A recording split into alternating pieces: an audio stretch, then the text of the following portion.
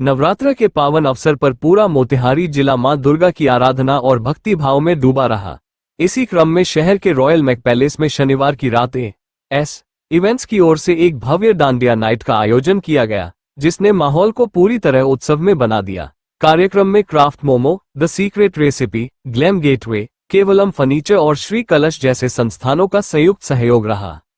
सजे धजे मंच और रंग बिरंगी लाइटों के बीच सैकड़ों की संख्या में युवक युवतियां, बच्चे और बुजुर्ग पारंपरिक वेशभूषा में जब डांडिया की लय पर थिरके तो पूरा परिसर तालियों और उत्साह से गूंज उठा। कार्यक्रम की शुरुआत पारंपरिक विधि विधान के साथ दीप प्रज्वलन से हुई। मुख्य अतिथियों द्वारा दीप जलाने के बाद डांडिया नाइट का शुभारंभ हुआ। इसके बाद संगीत की धुनों, डांस और मस्ती का सिलसिला देर रात तक चलता रहा। रात भर चले इस आयोजन में solo dandiya, couple dandiya, group dance performance, floor dandiya और गरबा विद रैप जैसी प्रतियोगिताओं ने दर्शकों का भरपूर मनोरंजन किया। मंच से एंकरिंग के दौरान प्रस्तुत किए गए चुटीले अंदाज और ऊर्जावान संगीत ने माहौल को और भी रोमांचक बना दिया। बाहर से आए कलाकारों की प्रस्तुतियों ने कार्यक्रम में चार चांद लगा दिए। लोगों ने फन, फूड और म्यूजिक का आनंद उठाते हुए गरबा और डांडिया की धुन पर थिरकते हुए नवरात्र की इस रात को यादगार बना दिया। रात ढलने तक रॉयल मैक पैलेस में एक ही रंग छाया रहा, भक्ति, मस्ती और उमंग का रंग।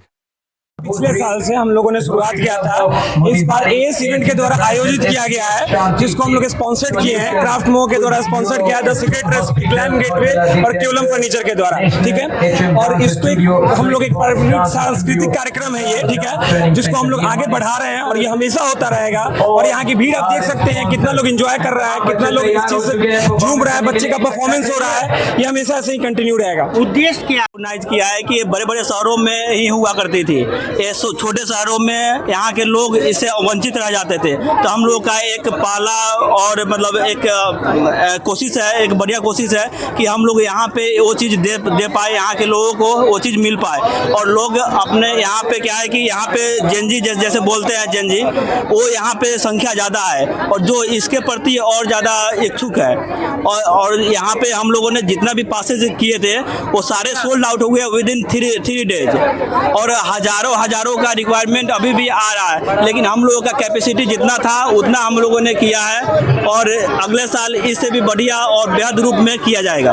ये देखा जा रहा है कि पिछले साल से अपेक्षा लगभग 2 गुना भीड़ है। जी 2 गुना है। और एक पिछला हम लोगों ने किया था, बहुत ही सक्सेसफुल रहा था। पूरा फैमिली, अपना फैमिली को मद्देनजर रख के ही सारा मतलब वो किया गया है। इसमें जितने भी हैं सारे कपल एंट्री रखा गया है, ताकि कोई भी अवांछित इसमें नहीं आए और डिस्टर्ब ना करे उसको।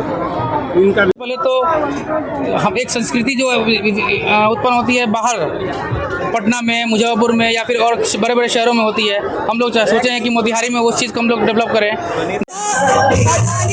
आयोजन हो रहा है, उसमें मैं भी शामिल हूँ। विगत कई वर्षों से मैं शामिल होती आ रही हूँ। ये खुशी का वातावरण है। 9 दिनों तक हम लोग देवी की आराधना करते हैं। दशहरा पर्व है ना, हर बुराई पे अच्छाई की जीत का पर्व है और हम लोग उसे ही मनाते हैं। हम लोग रावण का दहन करते हैं, किसी की खुशी में ये गरबा करते हैं, नृत्य करते हैं। ये गुजरात का कल्चर है, लेकिन हमारा देश विविधताओं का देश है। अनेकता में एकता हमारे देश की खूबसूरती है, हमारी सनातन संस्कृति है और उसी को देश के हर कोने कोने में हम मनाते हैं। यही हमारा भारत है, यही खूबसूरती हमारे देश का है कि हर कल्चर को, हर ट्रेडिशन को हम लोग अपनाते हैं और एक साथ इस देश में रहते हैं। अलग अलग भाषा, अलग अलग संस्कृति, अलग अलग वेशभूषा, अलग नृत्य, सब कुछ अलग होने के बावजूद भी पूरा देश एक है और ये देश विश्व गुरु बनेगा, ऐसी हम लोग कामना करते हैं। कभी रावण दहन हम लोगों ने किया है, ईश्वर से यही प्रार्थना है हर किसी के अंदर का रावण दहन हो और पुनः इस बार मोतिहारी में भी जो रावण का प्रतीक होगा उसका दहन होगा।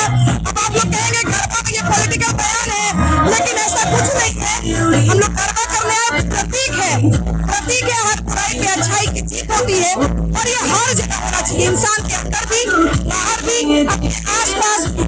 इसी की खुशी में हम लोग नृत्य करते हैं और उसमें मुझे भी शामिल होने का अवसर मिला है। मैं भी आज उसी का जश्न मना रहे हैं और बहुत ही बढ़िया लग रहा है। लेकिन आज तक डांडिया का आध्यात्मिक अर्थ है जो लोगों को अभी तक समझ में नहीं आया है।